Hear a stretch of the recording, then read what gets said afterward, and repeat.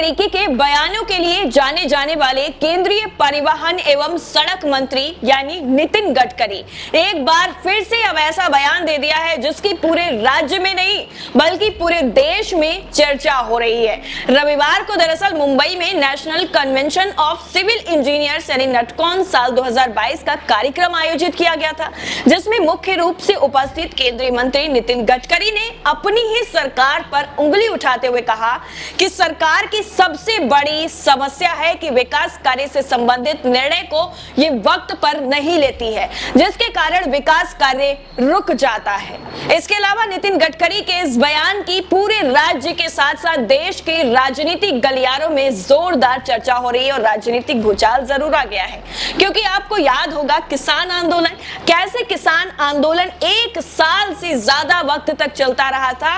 उसके बाद जाकर केंद्र सरकार को यह एहसास हुआ कि हमारी वाकई तपस्या में कोई कमी रह गई है, जिसको सुधारने की जरूरत है, क्योंकि जिन किसानों के लिए लाया गया था कृषि कानून वो किसान ही खुश नहीं थे।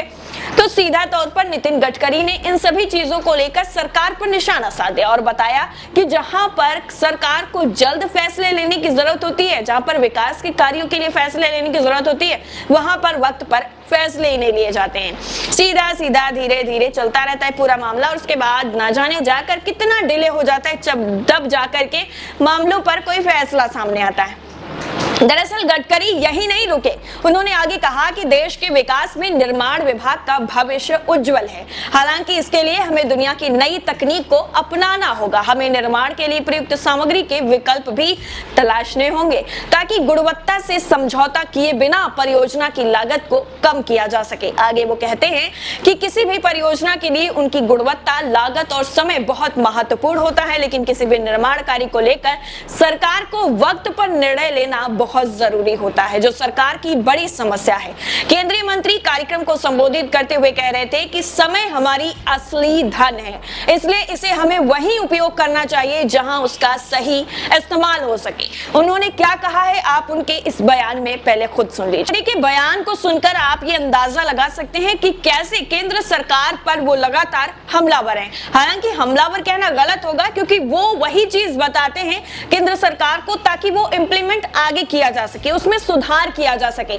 लेकिन शायद केंद्र सरकार को यानी उनकी पार्टी को ही ये चीजें पसंद नहीं आती हैं, इसीलिए तो उन्हें संसदीय बोर्ड के बोर्ड के सदस्य से ही बाहर कर दिया गया। अब ऐसे में एक वक्त वो भी था जब नितिन गडकरी को बीजेपी के अध्यक्ष पद पर दोबारा चुने जाने के लिए पार्टी के संविधान तक को संशोधित कर दिया गया था। लेकिन आज वक्त ये आ गया है कि अब उन्हें ना तो पार्टी की नवगठित संसदीय बोर्ड और ना ही केंद्रीय चुनाव समिति का हिस्सा बनाया गया है।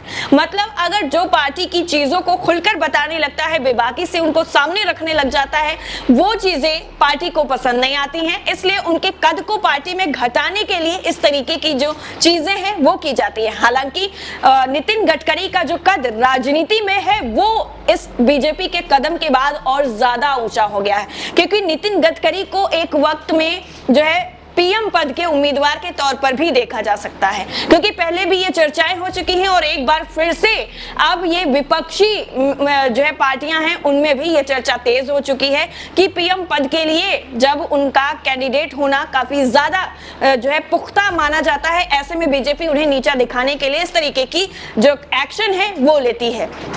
दरअसल बीजेपी ने जैसा पिछले बुधवार को जब अपने नए संसदीय बोर्ड के सदस्यों की लिस्ट जारी की, तो हमेशा अपनी ही पार्टी को आड़े हाथों लेने वाले बीजेपी नेता सुब्रमण्यम स्वामी ने ट्वीट कर कहा था कि जनता पार्टी और फिर बीजेपी के शुरुआती दिनों में पदाधिकारियों के पदों की भर्ती के लिए पार्टी और संसदीय दल के चुनाव होते थे। पार्टी संविधान के अनुसार यही होना चाहिए, लेकिन आज बीजेपी में कोई चुनाव नहीं होते हैं। हर नामांकित पद के लिए मोदी की मंजूरी जरूरी होती है। वहीं एनसीपी के प्रवक्ता क्लाई क्रॉस्टो ने भी बीजेपी पर तंज कसते हुए कहा था कि नितिन गडकरी को बीजेपी के संसदीय बोर्ड में शामिल नहीं करना ये दर्शाता है कि एक राजनेता के रूप में उनका कद काफी ज्यादा बढ़ गया है। जब आपकी योग्यता और क्षमताएं बढ़ती हैं और आप उच्च पद के लिए चुनौती पेश करते हैं तो बीजेपी आपके कद को छोटा कर देती है। वहीं कई राजनीतिक विशेषज्ञ भी ये मानते हैं कि विचारों की स्पष्टता और दमदार छवि के कारण गडकरी का राजनीतिक करियर पिछले कुछ सालों में काफी ज्यादा प्रभावित हुआ है। आपको याद होगा, नागपुर के एक कार्यक्रम में केंद्रीय मंत्री नितिन गडकरी ने अपने दिए बयान से राजनीतिक गलियारों में हलचल मचा दी थी। केंद्रीय सड़क परिवहन और राजमार्ग मंत्री ने कहा था कि उन्हें कभी कभी राजनीति छोड़ने का मन करता है क्योंकि समाज के लिए और कुछ भी बहुत अच्छा करने की जरूरत है। उन्होंने आगे कहा कि आजकल राजनीति सामाजिक परिवर्तन और विकास का वाहन बनने के बजाय सत्ता में बने रहने का साधन मात्र बनकर रह गई है। टाइम्स ऑफ इंडिया के मुताबिक सड़क परिवहन और राजमार्ग मंत्री सामाजिक कार्यकर्ता गिरीश गांधी को सम्मानित करने के लिए आयोजित नागपुर के एक कार्यक्रम में बोल रहे थे। गिरीश गांधी को सभी राजनीतिक दलों के दोस्तों के लिए भी जाना जाता है। गिरीश गांधी पूर्व में एमएलसी भी रह चुके हैं। वो पहले एनसीपी के साथ थे, लेकिन बाद में 2014 में उन्होंने पार्टी को अलविदा कह दिया। कार्यक्रम में बोलते हुए नितिन गडकरी ने कहा था कि आज हमें ये समझने की आवश्यकता है कि आखिर राजनीति शब्द का अर्थ क्या है। क्या ये समाज है, देश के कल्याण के लिए है या सरकार में बने रहने के बारे में है। महात्मा गांधी के युग से ही राजनीति सामाजिक आंदोलन का हिस्सा रही है, लेकिन बाद में इसने राष्ट्रीय और विकास के लक्ष्यों पर केंद्रित किया गया है। उन्होंने आगे कहा कि आज हम जो राजनीति देख रहे हैं वो 100% सत्ता में आने के बारे में है।